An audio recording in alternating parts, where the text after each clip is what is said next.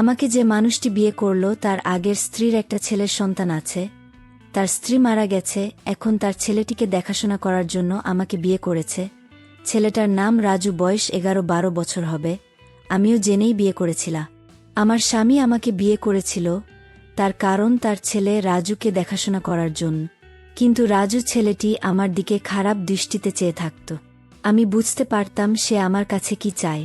একদিন স্বামী একটা কাজের শহরে চলে গেলেন, আর এর মধ্যে বাড়িতে কেউ ছিল না।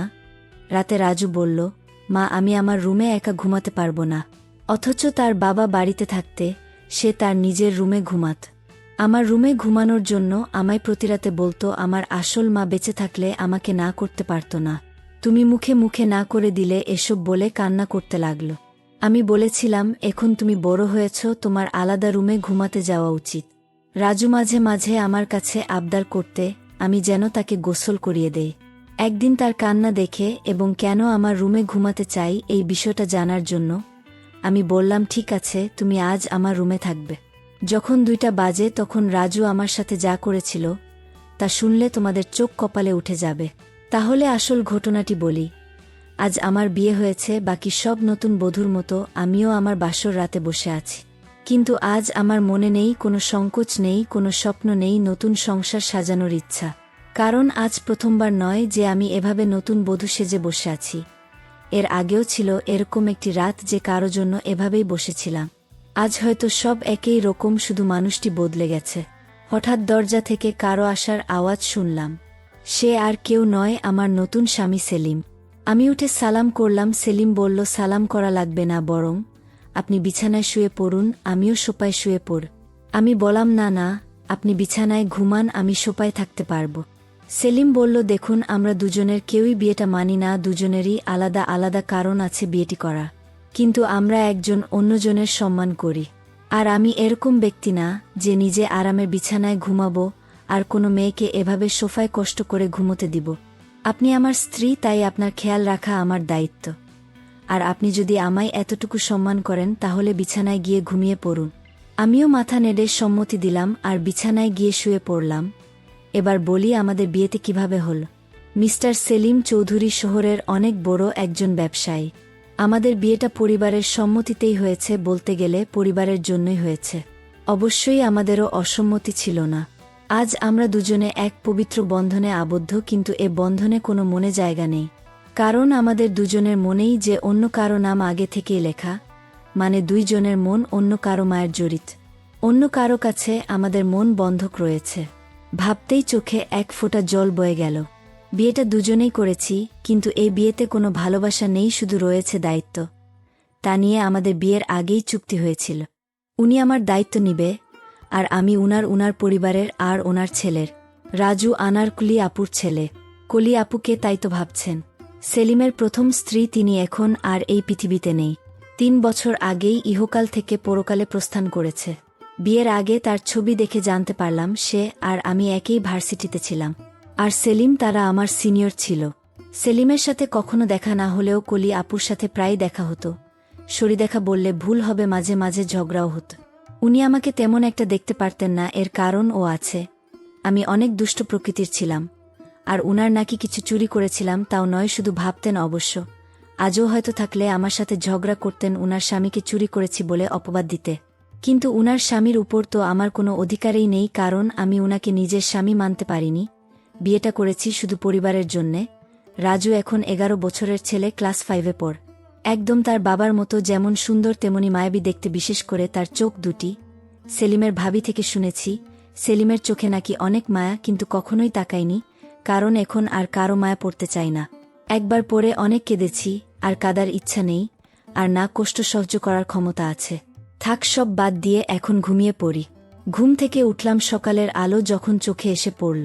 উঠে দেখি সেলিম এখনো ঘুমোচ্ছে, কিন্তু জানালা থেকে আসা আলো তার ঘুমে ব্যাঘাত দিচ্ছে। তাই পর্দা বন্ধ করে দিয়ে আসলাম। এসে রেডি হয়ে বাইরে চলে আসলাম। এসে দেখি আমার শাশুড়ি মা আর ভাবি আগে থেকেই উঠেছে। আরে বৌমা, তুমি এত সকালে কেন? আমি বললাম, আসলে মা, ঘুম ভেঙে গিয়েছিল তাই। তা ঠিক আছে, কিন্তু আমাদের নতুন বউ এর কোনো গয়না বা সাজগোজ নেই। আমি বললাম, মা, আমার সাজগোজ পছন্দ না। ভাবি বলল, জানি, তাই তো গতকাল নিজের বিয়েতেও সাজনি। মা বলল, বিয়েটা তেমন ভাবে হয়েছে নাকি? তোর দেবরের এই জন্য কিছুই করতে পারলাম না। ভাবি বলল, থাক মা, বাদ দেন। আমাদের নতুন বউ তো এমনিতেই চাঁদের টুকরা, ওর সাজা গোজা লাগবে না। ভাবি বলল, আমি বুঝি সুন্দর না? মুখ গোমরা করে মা বলল, তুইও খুবই সুন্দর। কিন্তু মা জানো, আমি ছেলে হলে ঠিকই আমার দুই ভাবির প্রেমে পড়তাম। পিছন থেকে সেলিম এসে মাকে বলল। ভাবি বলল, প্রেমে পড়তে অবশ্য আমিও পড়তাম। আমার জানটা এত সুন্দর, সবাই হাসাহাসি করতেছে। আমি বললাম, আপনাদের জন্য চা বানিয়ে আনি। মা বলল, আরে না, তুই বস, আমরা সব করব। আমি বললাম, মা আমার ভালো লাগে না এমনি বসে থাকলে। ভাবি বলল, আচ্ছা তাহলে আমি সাহায্য করে আর সাথে অনেক গল্প করব কেমন? সালমা চা বানালো আর রানু ভাবির সাথে গল্প করল। আসলে গল্প করছিল না, শুধু শুনছিল। চা নিয়ে এসে দেখে মা বাবা সেলিমের ভাইয়া বসে আছে। বসে বসে গল্প করছে। সবাইকে চা দিল।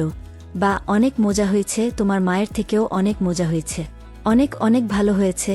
রানুকে একটু চা বানানো শিখিয়ে দিবে। কি দিয়ে বানায় এত টেস্টি বুঝি না। এভাবে সবাই চা খেয়ে নিলাম। তারপর আমি আমার স্বামীর রুমে গেলাম। গিয়ে দেখি অবাক কাণ্ড।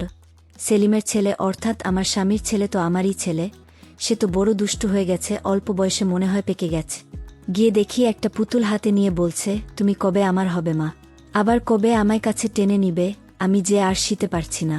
আমি অবাক হয়ে তার কথাগুলো শুনতে পেলাম। কোনো মাকে সে চায়, আর মায়ের কাছে তার কিসের চাওয়া? তার তো মা বেঁচে নেই। তাহলে আমাকে নিয়ে কিছু বলছে নাকি? এত ছোট ছেলে এই বয়সেই পেকে গেছে, কি বলছে কিছুই বুঝতে পারছি না। কিছুদিন পর আমার স্বামী ব্যবসার কাছে বাইরে গেলেন কিছুদিনের জন্য। রাজু ছেলেটি আমার দিকে সব সময় এক অদ্ভুত দৃষ্টিতে তাকিয়ে থাকে। মনে হয় তার চোখের ভিতরে হাজারো পিপাসা। আমি হঠাৎ জিজ্ঞাসা করলাম, এই রাজু, তুমি এভাবে আমার দিকে তাকিয়ে কি দেখছ? আমি আপনার চেহারাটা দেখছি। আপনার চেহারা এতটাই মায়া যে আপনার চেহারায় আমি একটা অদ্ভুত জিনিস দেখতে পাই। আমি তো তার কথা শুনে অবাক। এতটুকু বাচ্চা ছেলে এসব কি বলে? হঠাৎ আমাকে জিজ্ঞেস করে ফেলল, আচ্ছা তুমি বাবাকে কেন বিয়ে করল? আমি বললাম, দেখো তুমি ছোট মানুষ, আর তাই তোমাকে দেখাশোনার জন্য তোমার বাবা আমাকে বিয়ে করেছে। রাজু ইদানিং দেখছি আমার দিকে অদ্ভুত দৃষ্টিতে তাকিয়ে থাকে। আমি যেখানে যাই সেখানে আমাকে ফলো করে। আমি গোসল করতে গেলাম। রাজু বলতেছে, মা অনেক দিন হলো আমার মা আমাকে গোসল করিয়ে দেয় না, আমাকে ভাত খাইয়ে দেয় না। তুমি তো আমার মা, যেহেতু আমার আগের মা মারা গেছে। এখন আমার মা হিসেবে আমার আব্বু তোমাকে বিয়ে করে এনেছে মায়ের শূন্যতা পূরণ করার জন্য। মা আমাকে তোমার হাতে গোসল করিয়ে দিবে। আমি বললাম, দেখো রাজু, তুমি যখন ছোট ছিলে তখন তোমার মা তোমাকে গোসল করিয়ে দিতে। আর এখন তো তুমি বড় হয়েছ, তুমি নিজ হাতে গোসল করতে শিখো। আর তুমি এখন বড় হয়েছ, তাই এখন আর আমি তোমাকে কিভাবে গোসল করিয়ে দে? তুমি নিজেই করতে পারবে বাবা। থাক মা, পর কখনো মা হয় না। আমি বুঝতে পারলাম আমাকে তোমার কোনো হেল্পও করতে হবে না। এই বলে রাজু চলে গেল। আমি চিন্তা করতে লাগলাম, আমার কি কোথাও ভুল হয়েছে? আমি তো এখন তার মা, আর তাই মা হিসেবে আমার কর্তব্য পালন করা উচিত ছিল। কিন্তু রাজু তো তার বাবা বাড়িতে থাকাকালীন আমার হাতে গোসল করতে চাইতো না। আজ বাড়িতে তার বাবা নেই, আসলে কারণটা কি, বিষয়টা আমি কিছুই বুঝতে পারছি না। এসব ভাবতে ভাবতেই রাতের রান্না শেষ করে আমার রুমে গিয়ে রাজুকে ডাক দিলাম। গিয়ে দেখি আমার একটা ছবি হাতে নিয়ে ছবিটির সাথে কি যেন বলছে, আর ছবিটির সাথে এক অদ্ভুত আচরণ করছে, আর বলছে, আমার মনের আশাটুকু কবে পূরণ হবে মা? রাজুর চোখের পানি ছেড়ে কান্না করছে আর বলছে। আমি ডাক দিলাম, রাজু তুমি কান্না করতেছ কেন? তোমার কি হয়েছে? কিছু হয়নি মা, আমি আসছি, তুমি যাও। আমি এক গভীর চিন্তায় পড়ে গেলাম। রাজু আমার কাছে কি চাই? তার দৃষ্টিভঙ্গি আমার কাছে স্বাভাবিক মনে হচ্ছে না। রাজু খেতে বসলো, আমাকে বলতে লাগলো, মা আজ রাতে আমি তোমার রুমে ঘুমাবো। আমার ওই রুমে একা একা ঘুমাতে ভয় লাগে। আমি বললাম, রাজু তুমি এখন বড় হয়েছ, তোমার ভয় পাবার কথা না। তুমি তোমার রুমে ঘুমাও, কিছু হবে না। রাজু আমার কথার জবাবে বলল, আরে মা, আমার আসল মা যদি বেঁচে থাকতো তাহলে এভাবে মুখে মুখে না করতে পারতো না আমার সব ইচ্ছা আমার মা পূরণ করতে। আচ্ছা রাজু, তোমার কাছে একটা প্রশ্ন, তোমার আব্বু যখন বাড়িতে ছিল তখন তুমি তো তোমার এসব আবদারের কথা বলতে না। এখন তোমার আব্বা বাড়িতে নেই, আর এখন তোমার অনেক আবদারের কথা বলছো কেন বাবা? মা তুমি আমার কষ্ট বুঝবে না? আমি তো কিছুই বুঝি না, সব তুমিই বোঝো। এসব কথা বাদ দিয়ে এখন ঘুমাতে যাও, রাত অনেক হয়েছে। রাজু চোখের পানি ছেড়ে তার রুমে চলে গেল, আর আমি শুয়ে শুয়ে রাজুর আবদারের কথা ভাবতে লাগলাম। রাজু আমার রুমে ঘুমাতে চাই, তার নাকি নিজের রুমে থাকতে ভয় করে। আবার বলে তাকে গোসল করিয়ে দিতে। আমার ছবিটি হাতে নিয়ে ছবিটির সাথে গুনগুনিয়ে কি জানি বলে। না, আমি কিছুই ভাবতে পারছি না। এসব ভাবতে ভাবতে আমার কিছুতেই ঘুম আসছে না। হঠাৎ রাজুর রুমে একটা আওয়াজ শুনতে পেলাম। আমি জানালা দিয়ে উকি দিয়ে দেখি ছবিটি হাতে নিয়ে ছবির সাথে এক অন্যরকম আচরণ করছে, আর মাঝে মাঝে হাসছে আবার কান্না করতেছে। আমি এসব ভাবতে ভাবতে পাগলের মতো হয়ে গেলাম। কিছুতেই ঘুমাতে পারছিলাম না, কিন্তু হঠাৎ আমার মাথায় একটা বুদ্ধি এলো। আসলে রাজু আমার কাছে কি চাই তাই আমার জানতে হবে। তাই আমি সিদ্ধান্ত নিলাম আমি আমার রুমে রাজুকে থাকতে দিব, আর আমি ঘুমাবো না, ঘুমের ভান করে থাকব। তাহলেই বুঝতে পারবো আসলে রাজু আমার কাছে কি চাই তা স্পষ্ট হয়ে যাবে। তারপর দিন আমি রাজুকে বললাম, রাজু, আজ তোমাকে আমার নিজের হাতে খাবার খাইয়ে দিব, তুমি খাবে না? না মা, আমি তোমার হাতের খাবার খাবো না, কারণ তুমি আমার আবদার পূরণ করো না। ঠিক আছে বাবা, তোমার সব কথা রাখবো, তুমি এবার আমার হাতের রান্না করা খাবার খেয়ে নে। সত্যি বলছো মা? সত্যি, 3 সত্যি। এবার রাজু খুশি হয়ে আমার হাতে খাবার খেলো। ঠিক আছে বাবা, তাহলে তোমার আজকে তোমার রুমে থাকতে হবে না, তুমি আমার রুমে ঘুমাবে, কারণ আমি এখন বুঝতে পারছি ওই বড় রুমে থাকতে তোমার ভয় লাগে, তাই না? উম্মা, তাহলে তুমি আমার কষ্ট বুঝতে পেরেছ না?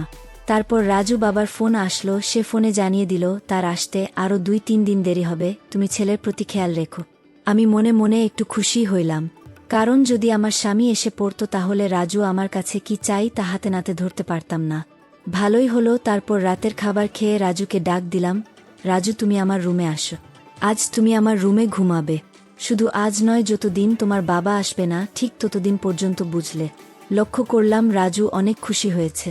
তারপর রাতে ডিনার করে আমি ঘুমের ভান করে শুয়ে রইলাম। এই দিকে রাজু শুয়ে পড়ল। রাত যখন 3টা বাজে তখন দেখি রাজু ধীরে ধীরে বিছানা থেকে উঠে পড়ল। তারপর হাত দিয়ে শিওর হলো আমি ঘুমাইছি কিনা। তারপর ধীরে ধীরে আমার কাপড়ের আঁচলটা বের করল, কারণ কাপড়ের আঁচলে আমার ঘরের আলমারির চাবি ছিল। আমি যেন টের না পাই, আর তাই সে ধীরে ধীরে চাবিটা আঁচল থেকে তার হাতে নিয়ে নিল। সেই আলমারিতে তার মায়ের স্বর্ণ গহনা ছিল, আর আলমারিটা খুলে সকল স্বর্ণ অলংকার সে একটা শপিং ব্যাগের ভিতর নিল। ব্যাগটি তার রুমে নিয়ে রেখে আসলো। তারপর আঁচলের চাবিটা বেঁধে রেখে দিয়ে ঘুমিয়ে পড়ল। আমি ঘুম থেকে জেগে উঠে ভাবতে লাগলাম, এটা কি করল? এতটুকু ছেলের সাহস দেখে আমি অবাক হচ্ছি। সে সব স্বর্ণ অলংকার চুরি করল, আর এই বয়সে তার এত স্বর্ণ বা টাকা দরকার কেন? আমি তাকে কিছুই বলিনি। সকালে উঠে রাজু বলল, মা, তাড়াতাড়ি খাবার দাও, আজ একটু জলদি স্কুলে যেতে হবে। ঠিক আছে, আমি নাস্তা দিচ্ছি, নেও, খেয়ে স্কুলে যা। সে তাড়াহুড়া করে খাবার খেয়ে ব্যাগটি নিয়ে ঘর থেকে বের হতেই আমিও তার পিছু নিলাম। তারপর দেখলাম একটা স্বর্ণের দোকানে গিয়ে স্বর্ণগুলো বিক্রি করে দিল।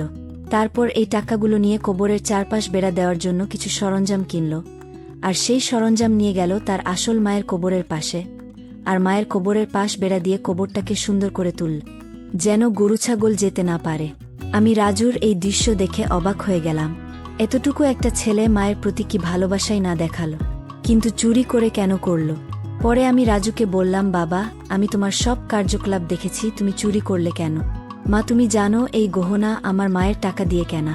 আমার বাবা আমার মাকে অনেক কষ্ট দিয়েছে, আর তাই আমি আমার মায়ের সম্পদ বিক্রি করে মাকে দিয়ে আসলাম ভালো করে নি। মা, তোমার মতো সন্তান যদি প্রতিটি ঘরে ঘরে থাকতো তাহলে পৃথিবীটা অনেক সুন্দর হয়ে যেত। মায়ের প্রতি এমন ভালোবাসা দেখে আমি মুগ্ধ হলাম।